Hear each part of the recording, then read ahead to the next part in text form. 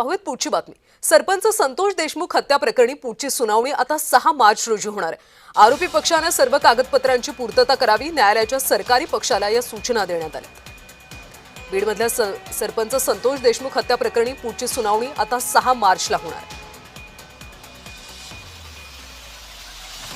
आरोपी पक्षाने सर्व कागदपत्रांची पूर्तता करावी असे आदेश आता न्यायालयाने दिलेले आहेत। न्यायालयाच्या सरकारी पक्षाला सूचना दिल्या, त्यामुळे 6 मार्चच्या सुनावणीत काय होतं त्याकडे लक्ष असेल।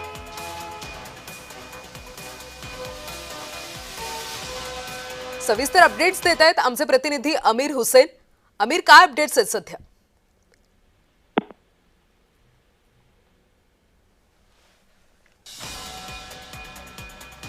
तर सरपंच संतोष देशमुख हत्या प्रकरणी आता पुढची सुनावणी 6 मार्चला होणार आहे। सगळ्या कागदपत्रांची पूर्तता करा अशा सूचना आता देण्यात आल्या, त्यामुळे 6 मार्चच्या सुनावणीमध्ये काय घडतं हे पाहावं लागेल।